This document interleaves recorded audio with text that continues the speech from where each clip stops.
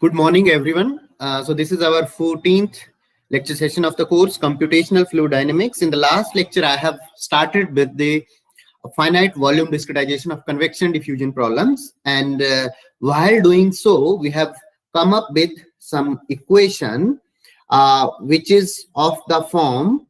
So if I just go to the previous slide, we have finally got some equation, which is dE into AE minus FEAE divided by 2 plus dWAW plus FWAW divided by 2 plus FE into AE minus FW into AW phi P. Okay. And then we were having on the right hand side dE into AE minus FEAE divided by 2 into phi E plus dWAW plus FWAW by 2 into phi W. Okay.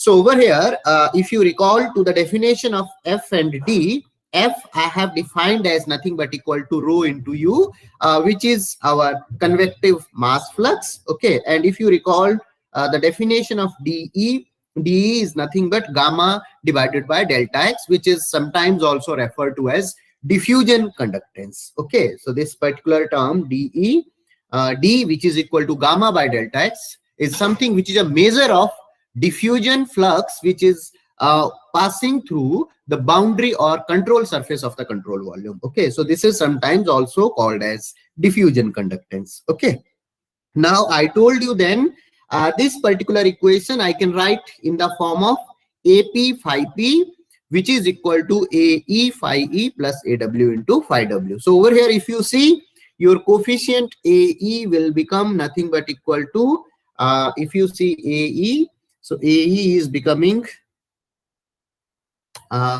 DE into AE minus FEAE divided by 2. Okay. And if you see the definition of AW, that is equal to dWAW plus FW into AW divided by 2. And if you see the definition of AP will become nothing but equal to AE plus AW, because if you see over here, we are having this as AE, this as AW, plus this additional term we are getting over here. So we are getting plus, what is this additional term? FE into AE minus FW into AW. Okay. So this is something which we will be getting the different coefficients. Okay. Now this particular equation can be applied to any of our problem which is involving the combination of convection and diffusion, and in particular when we are discussing the phenomenon in one-dimensional situation. Okay. So let me take up such a problem.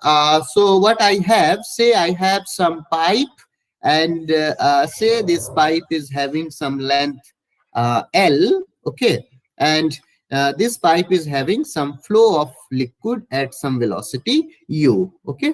And once again, I'll be writing over here, I have one-dimensional steady state, and what is the another assumption?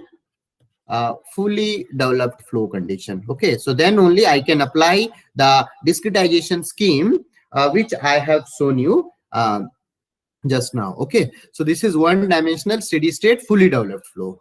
So over here, I'll be having some value of density, and density I have treated as constant. Similarly, I'll be having some coefficient of viscosity mu, which I am considering as some constant value. Okay.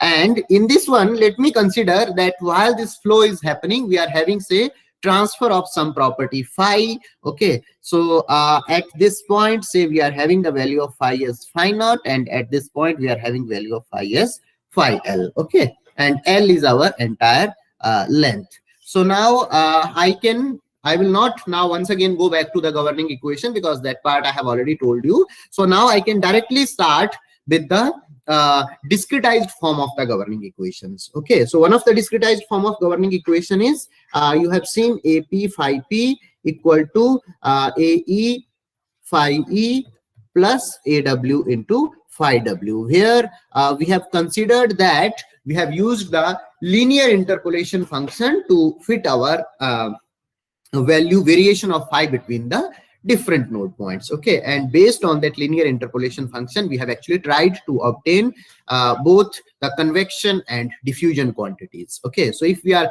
considering the linear interpolation function, it means we are giving equal weightage to the node which is on the right hand side of the node under consideration, and similarly the node which is on left hand side. So that's why this is nothing but kind of a central difference approximation, because we are considering the weightage from right side node as well as from the left side node. So that's why this is identical to nothing but our central difference approximation. Okay, and apart from this, so this is the discretized form which we are getting from the finite volume discretization of scalar conservation equation. So whatever the scalar transport we are having for its conservation, and if we have to do the conservation of continuity, from there we will be getting FEAE minus FW AW equal to 0. Okay, now one more assumption let us take. Let us consider that cross-sectional area of this pipe is actually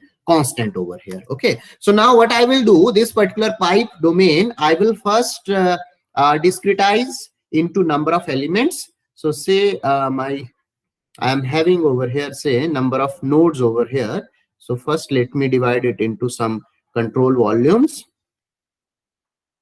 So this is my, say, node 1, then I have some node 2, 3, 4, 5, 6, and 7. And let us consider I have uniform spacing of delta x between the different nodes. Okay, so now while you will be finding the solution, you will be finding that for all intermediate nodes, node number 2 to 6, this generalized equation will be directly applicable. However, for the this boundary nodes, there will be slightly different treatment. Okay, so what I will be doing first, let me write down coefficients also. So coefficients, if you see over here, AE is nothing but equal to DE into AE minus FEAE divided by 2. Then another coefficient is AW, which is equal to DW into AW plus FWAW divided by 2, and another coefficient AP is nothing but equal to AE plus AW plus FEAE minus W into AW. Okay, so over here, this is my grid. Now this particular discretized form of equations I can apply to my different nodes. So before that, let me obtain the different values for our quantities F and D. So if you see over here, I have told rho is constant, U is also a constant value. Why constant? Because we are having one-dimensional steady state fully developed condition. So that's why if we are considering that U is somehow a known parameter, in that case what will be happening, this value of U throughout the entire domain will be remaining same if we are having one-dimensional steady state and fully developed flow condition. Okay, and area also I have considered as constant. So if I am considering area also constant, then you know what is the value of FE? FE is equal to rho times U at east face. Similarly, FW will be equal to rho times U at west face. Okay, so now you can see over here, if we are having definition of F as rho times U, and I told you that cross-sectional area and velocity is same everywhere. So in that case, what will be happening? FE will be equal to FW, and let me call simply that as nothing but equal to some F, and it is equal to rho times U. Okay, similarly I can write AE will be equal to AW, and let us consider that as cross-sectional area A. Okay, and for the definition of D, if you recall, our D is nothing but gamma times delta x. So in the present situation, here gamma refers to as the diffusion coefficient. So in the present situation, we are having diffusion of coefficient as mu. So mu divided by delta x. Now if you consider, I have told you one thing, while I have created this grid is actually uniform sized. Okay, So if this grid is uniform sized, in that case, what will be happening? Delta x will be once again a constant parameter. Okay, so if delta x is constant, this particular value will also be fixed quantity. So if it is fixed, I can simply say that dE is equal to dW is equal to d, which is nothing but equal to mu divided by delta x. Okay, now let us try to write down this discretized form of equation for node 1. So can you tell me what will be the discretized form of equation for node 1? Please tell me. Now I have given you the enough details about the background. Can you tell me what will be equation for node 1? Anyone?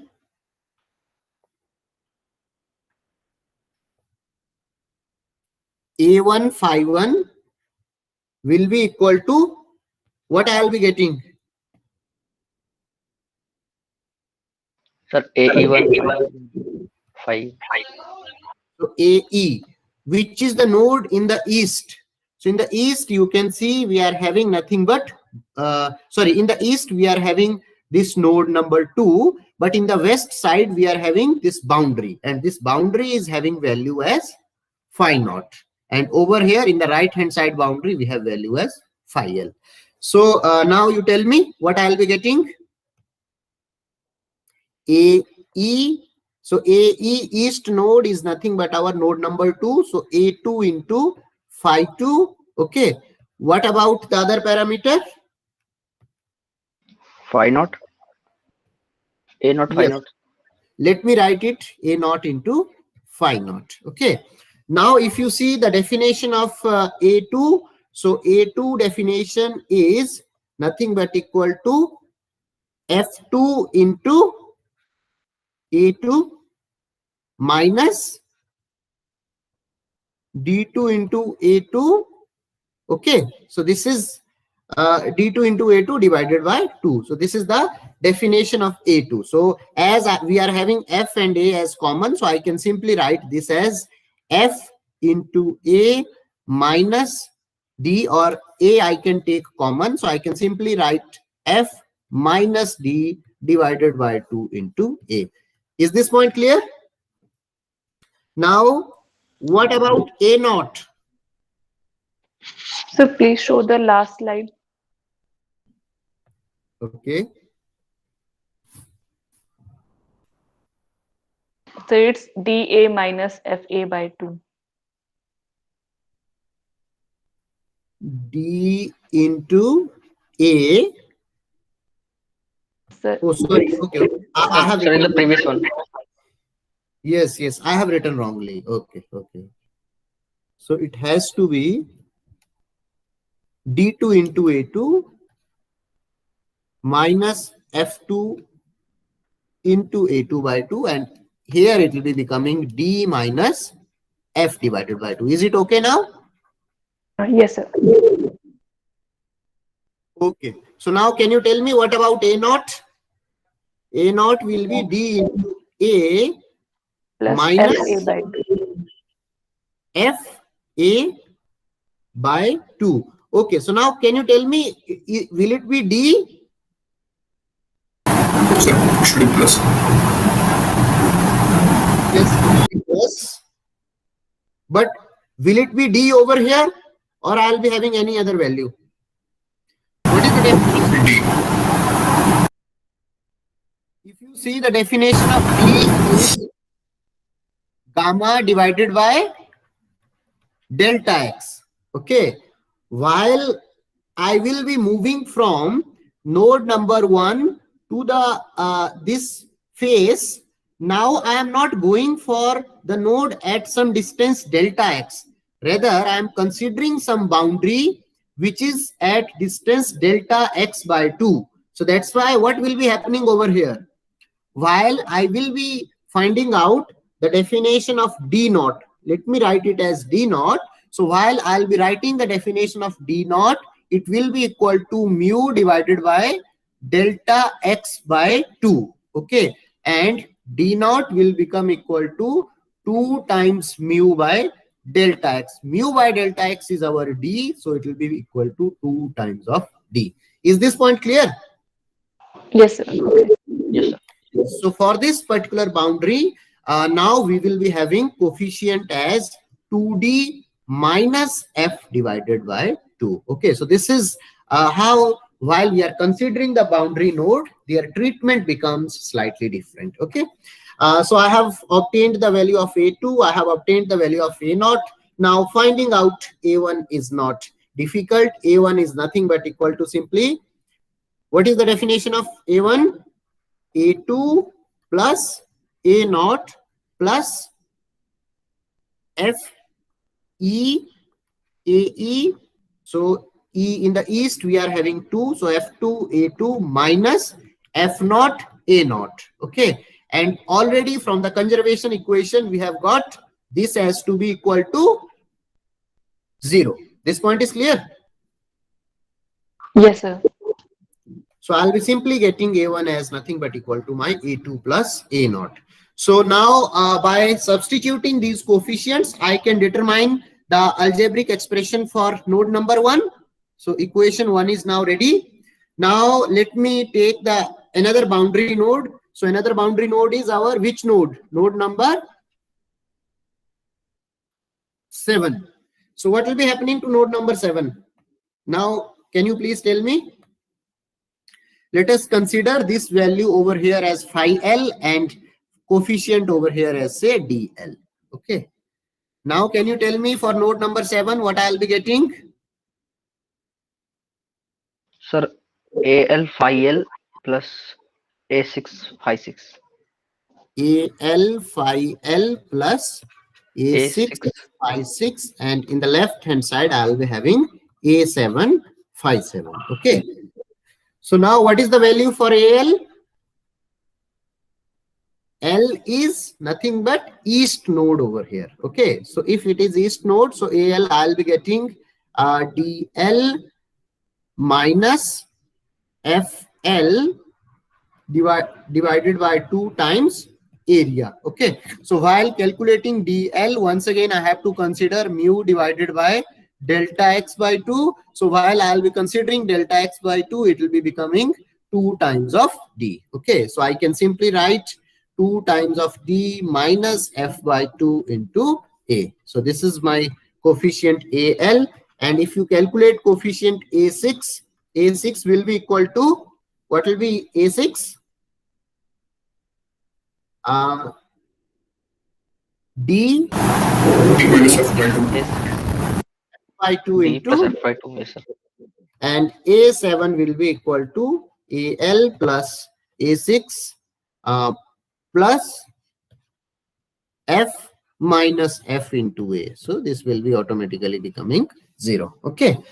Now let us talk about the internal nodes. So what are the internal nodes we are having? So their treatment will be exactly same. Okay. So in internal nodes 2 to 6. And let me designate the node which I am considering with index I. So what general equation I can write now for internal nodes? I can say AI phi I will be equal to A I plus 1 phi I plus 1 plus A I minus 1 phi I minus 1. Is this point clear? Yes, sir. Now the definition of AI. So definition of AI plus 1. I plus 1 is referring to which node? East node. So it will be D minus F by 2 times A, and for AI minus 1 it will be D plus F by 2 into A. Okay, and for the node I it will be AI plus 1 plus AI minus 1, and plus I'll be having F minus, for the present situation it will be F minus F into A. So this will be once again 0. Okay, so this is how I can apply this equation. Now if I substitute the values of I from 2 to 6, I will be getting 6 different equations for the internal nodes. So once I am substituting these, I'll be getting some system of equations, and this system of equation I can solve using any of the available solution methods for linear system of equations. Okay, so is this point clear? or is there Yes, any sir. other? Okay. So now let me take up our discussion further on three very important characteristics of discretization schemes. Okay. So earlier also I have just briefed you about three very important characteristics, and these are particularly very important while we will be studying our phenomenon. Okay. But before just directly going into characteristics, let me give you one example once again, which I have given you earlier also. And if you people have solved the assignment, probably now it will be more clear to you. Okay. So in the assignment, if you remember, I have given a question where phi naught is equal to 1 and phi L is equal to 0. And we are having this length something around, I think, 1 meter. Okay. And here we have considered that if we are having some u velocity over here, with this u velocity, our convection will be happening, and we are having some diffusion coefficient as mu. Okay. So this is nothing but once again a one-dimensional steady state fully developed flow condition considering the convection diffusion problem. Okay. So earlier also I told you, and those who have already solved the assignment, they might have seen, while I will be finding out the solution of this particular problem considering linear interpolation function. Okay. So the way I have described just now. So the discretization, whatever we have followed in the previous discussion, that is actually involving linear interpolation function. So I have also told you, when we are considering the linear interpolation function, we are giving equal weightage to the node which is on right hand side and on the left hand side of the node under consideration. Okay. So that's why this linear interpolation function is something mimicking like central difference scheme, because it is giving the equal weightage to the node on the right and node on the left. Okay. So if you now recall back to my earlier lectures where I have talked about the central difference scheme, and that particular that also in particular considering central difference approximation for both convection and the diffusion problems. Do you remember some curves I have plotted, and there I have shown that if we increase the effect of convection, and if we are considering the central difference scheme, then we will be having some oscillations in our solution. Okay. So do you remember this point? Yes, sir. So over here, if I consider a variation of phi, so what will be happening at left point, my value of phi will be equal to 1, and in the right side value of phi will be equal to 0. So if say over here I have u equal to 0, if u equal to 0, then transport of phi will be nothing but by pure diffusion. So when transport of phi will be by pure diffusion, we will be getting in between these two nothing but a straight line. This point is clear. So this will be true if our u is equal to 0. Okay. And when I will keep on increasing the value of u, my solution will actually convect towards the right boundary, because I am considering flow velocity from left to right. Okay, in the positive x direction. So I'll be having faster transport of phi from left to right. Is this point clear? So physically also I think you will be able to relate this idea. So let us consider this line is for some value u equal to 0.1. If you further increase, my value will be increasing further. Say some another velocity I have, say u equal to 0.5. Okay. So this is how, when I will keep on increasing the velocity, I will be getting that my advection of the property phi from left to right will be taking at very fast pace. So because of this, I will be having more steeper gradient of phi close to the right boundary. Okay. So this is something when, and this situation is one dimensional only. So for this, analytical solution is also possible. Okay. So this point is clear, whatever I have told till now.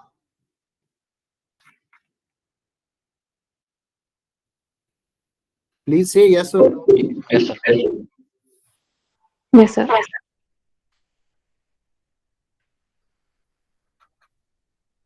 Okay, so now what I'll be doing, let me tell you some examples. I have given you one example by considering the finite, one assignment by considering finite difference discretization. Now I will give one more assignment based on the finite volume discretization of the same problem. Okay, so when I'll be giving for the same problem, considering finite volume discretization, here also you will be getting kind of similar behavior, because over here we are considering the linear interpolation function, which is mimicking like situation of central difference approximation. Okay, so here we'll be finding that here phi naught is equal to 1 and this is equal to 0. So phi L is equal to 0. So say for some velocity u equal to 0.1, this was my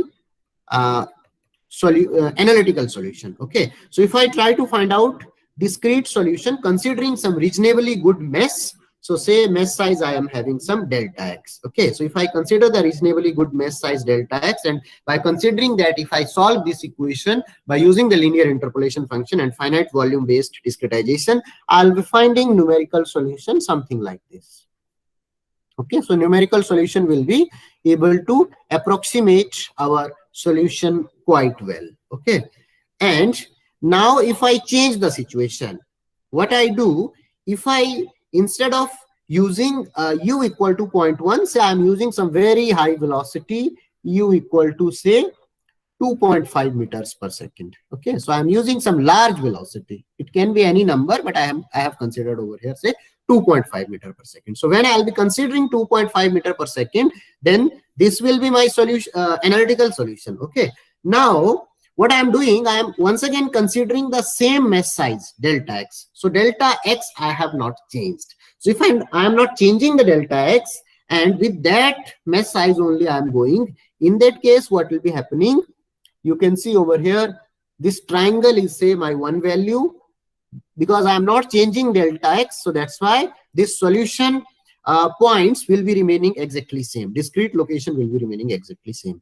So what I will be finding, that my solution will become unbounded and it will oscillate. Okay, this point is clear. Those who have solved already the assignment number 1, they'll be able to appreciate it more. So now you can see what we are having. My numerical solution is becoming something like this.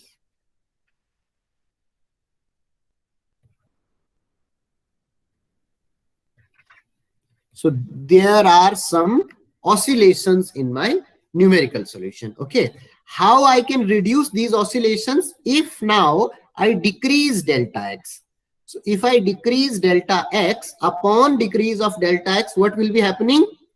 From this 0 to L, I will be finding more number of grid points. Is it clear to all? So when I'll be decreasing delta x, I'll be finding more number of grid points. So once I'm having more number of grid points, I will be finding that solution will once again try to approximate to our analytical solution.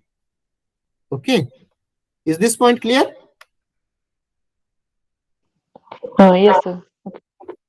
And those who have already solved assignment number 1 using finite difference method, they'll be able to appreciate it more. Okay, so upon increasing, so you have seen that when we are having small velocity, then my solution was closely approximating. So the physical interpretation is that when our velocity is small, effect of convection is not that much significant over the diffusion. So that's why our solution is very, very close to the straight line pure diffusion solution. And in that case, our central difference scheme is sufficient enough to capture the dynamics. But when I have increased the velocity, the deviation in the solution is significant from the pure diffusion condition. And in that case, obviously, because we have to consider some directional dependence into our discretization scheme. So because of that, we are finding the oscillatory solution. Okay, but while we have further refined the mesh size, why upon refining the mesh size, once again, we are able to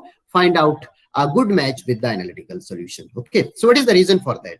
So if you physically see over here, we are having two very important quantities. One is F, which is equal to rho times U, and that is something which represents the convective flux. Okay, and whatever be the value of F relative to the diffusion, that will be actually deciding that how much dominance of convection we are having into our cases. Okay, so this is my diffusion flux. Then sorry, this is my convective flux. Then one more parameter I have considered, D, where D is nothing but equal to mu divided by delta X, and this is our diffusion conductance.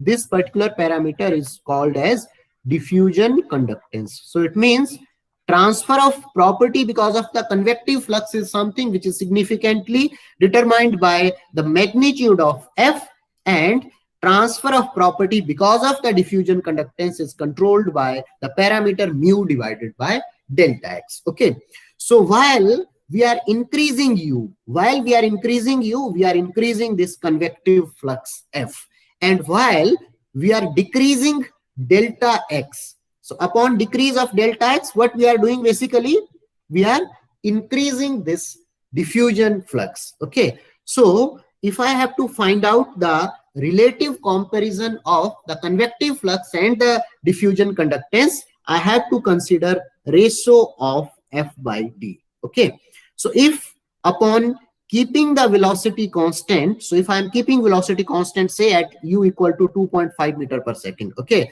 but initially I have gone with some delta X mesh size, so with that my D was having some value, say D1. So when mesh size was delta X, I was having value of diffusion coefficient as D1, and when I am having mesh size as, say, delta X2, which is less in comparison to delta X1, in that case I will be having some another diffusion coefficient D2, and obviously what will be the value of D2?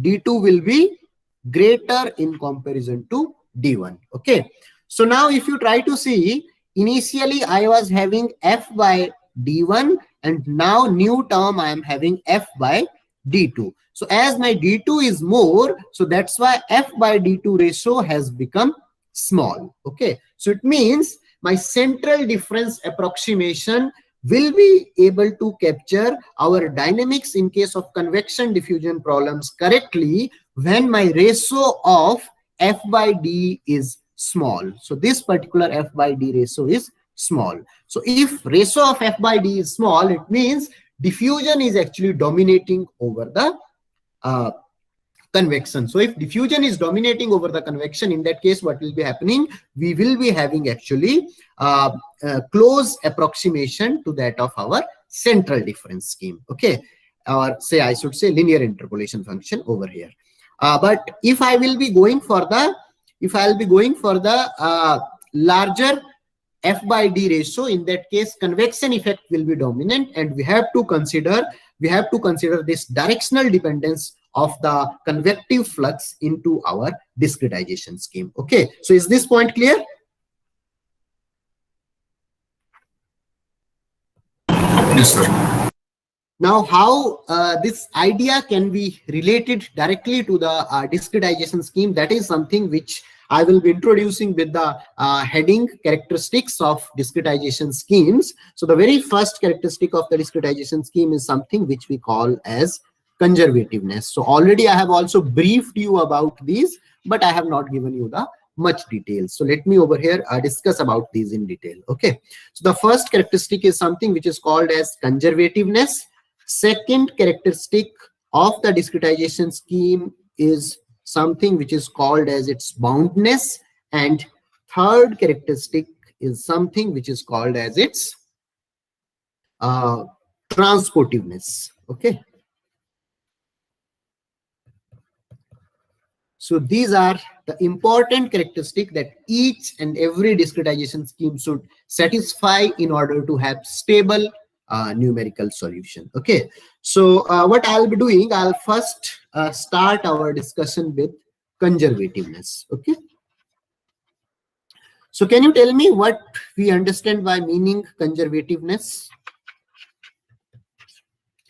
So the meaning of conservativeness is that whatever the quantity we are considering, our discretization scheme should involve its methodology in such a fashion so that conservativeness is something which is inherently addressed in the discretization scheme. Okay, so I have already given you this example also, that our FDM scheme, finite difference method, is something which does not take care of the conservativeness, whereas finite volume discretization inherently takes care of the conservativeness. Okay, so let me just once again brief over here. So if I consider a two-dimensional domain, okay, so this two-dimensional domain I will be dividing into number of finite sized control volumes. Okay, so these are, say, my finite sized control volumes. If I have two-dimensional flow situation, let me consider over here two-dimensional flow situation. Okay, so what we understand by conservativeness, say at this boundary I have some flux QA, and at the right boundary I have some flux QB. Okay, so while I will be applying my discretization scheme and I'll be balancing the fluxes for each of the control volume, I should get finally a balance between QA and QB. Okay, so that is something which is a desired uh, uh, requirement from a discretization scheme. Okay, so how this finite finite volume method ensures the discretization, ensures the conservativeness, that let me explain. So say this is some my node number 1, this is node number 2, this is node number 3, node number 4 and 5.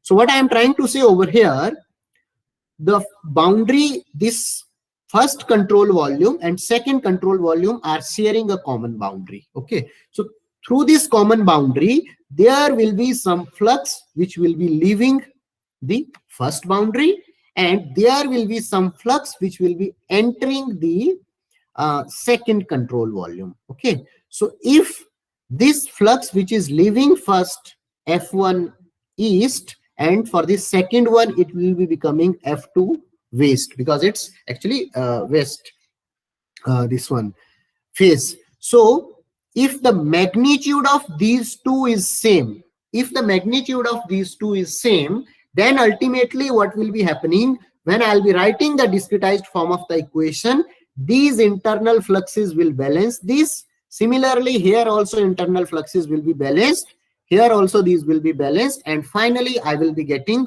only the net fluxes which are specified as with outer physical boundary of the domain. Okay, so whatever the net flux is there with the outer physical boundary of the domain, that will be only coming into consideration. And while we will be writing the internal discretized forms of the equation, then my fluxes in the intermediate calculations will be actually balancing out with each other. So similar things should also happen while we are considering the fluxes in the vertical direction. Okay, so now how this finite volume based discretization inherently takes care of the fluxes, that let me try to explain. Okay, so for that I will consider some one-dimensional situation. So say I have some 1D situation where my value of phi is actually varying. Say at this left point I have flux as QA, this is my point number A, and this is my point number B, through which I have flux as, say, QB. Okay, now this domain, say I have divided into 4 number of node points. So this is my first node, this is my second node, this is my node number 3, and this is my node number 4. So over here I am not able to represent it equally spaced, but let us consider that all our node points are equally spaced. Okay, now let me consider that here I have some value of phi as phi A. Here I have some value of phi as, say, phi 1, then some another value as phi 2. Okay, and here say phi 3, and here say phi 4.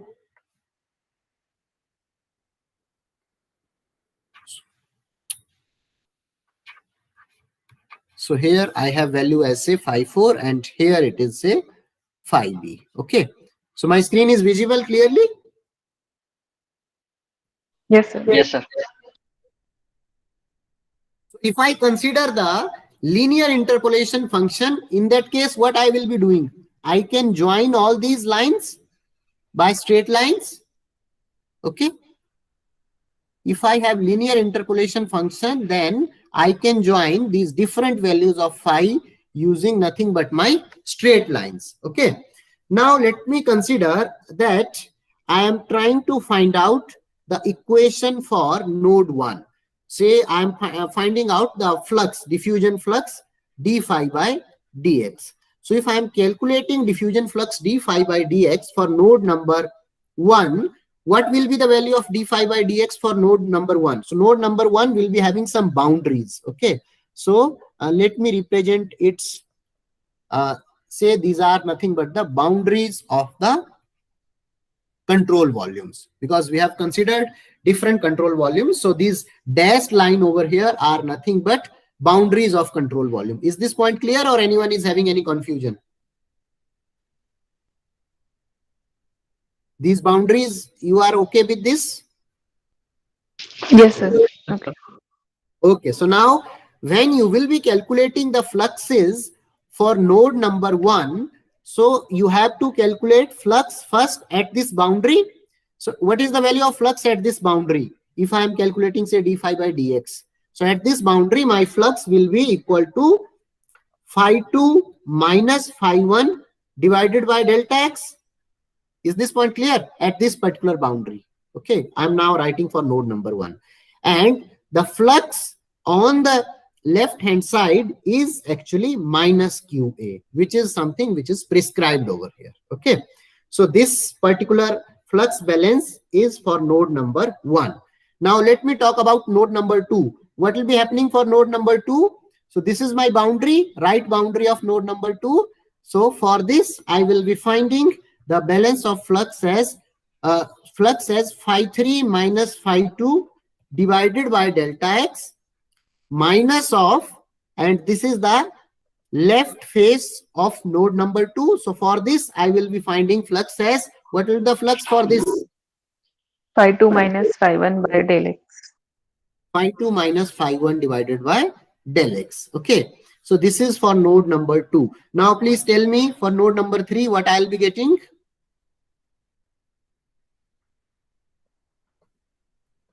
So phi 4 minus phi 3 divided by del x minus uh, phi 3 minus phi 2. Okay. So this is for node number 3. What about node number 4? QB minus phi 4 minus phi 3 by del x. Okay. So this is for node number 4, and this has to be equal to 0. So when I'll be writing this, what ultimately I'll be getting?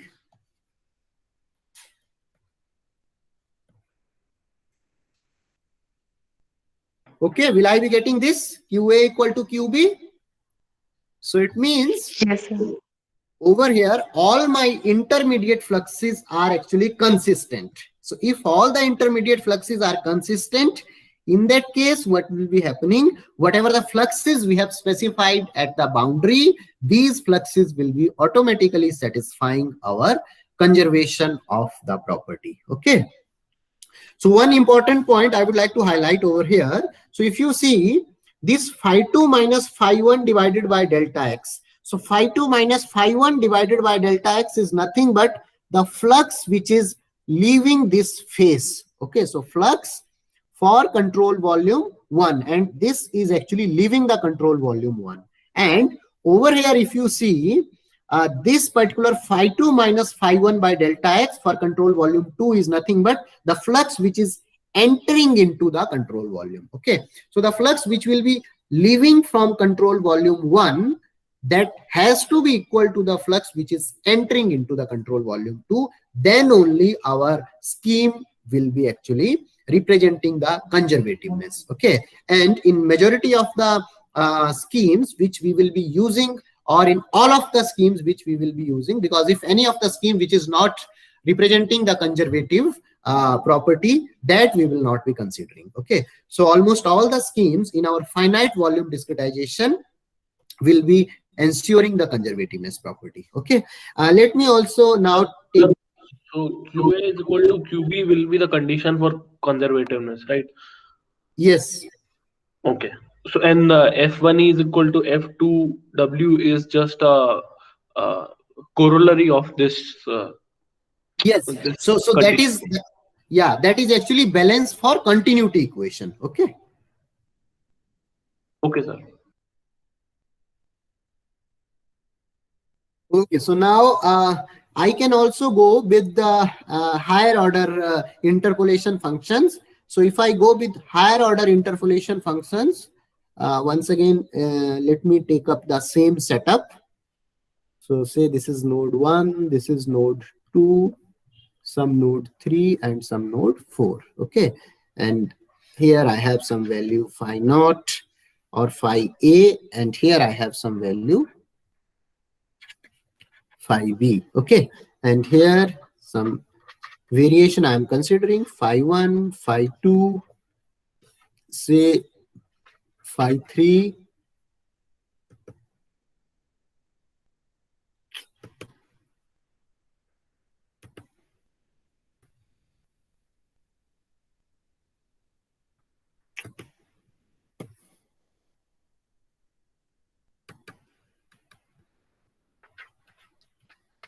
phi 3, and over here say phi 4. Okay, now I have one curve which is fitting these three nodes, phi 1, phi 2 and phi 3, and say I have another curve which is fitting nodes phi 2, phi 3 and phi 4. Okay, so my situation is clear. What I have done, I have fitted one curve in between phi 1, phi 2, phi 3 and one curve between phi 2, phi 3 and phi 4. Okay, so it means I have nothing but some quadratic interpolation function. So I am involving three nodes in order to fit the variation of phi. So now for this element number 2, if you see element number 2, for the element number 2, this is my common face. Okay, so what will be the d phi by dx? D phi by dx for east face of element number 2. Can you tell me what will be d phi by dx for east face of node number 2? For east face of node number 2, d phi by dx will be this slope. So let me call it as, say, slope 1. Okay, this point is clear. And what will be d phi by dx for 3w? So means an element number 3, but it's left face. So for this, what I'll be getting? While I'll be calculating, now I have to use this interpolation function which is fitting phi 3, phi 2 and phi 4. So here I will be having some slope over here. Okay, so say this is my slope 2. This point is clear. So my scheme will be only showing the conservativeness if slope 1 is equal to slope 2. Okay, so if slope 1 is not equal to slope 2, in that case I will not be able to ensure the conservativeness property over here. Okay, so we are having some higher order schemes also which involves the quadratic interpolation functions, and these schemes also ensure actually our conservative property. Okay, however, there are few higher order interpolation functions with which we will not be able to ensure the conservativeness. But when we are dealing with the fluid flow and heat transfer problems, always we have to consider the schemes which will be ensuring the conservativeness property. Okay, now regarding boundness and transportiveness, I will speak in the next lecture, and let me stop over here. So if you are having any questions that you can now ask.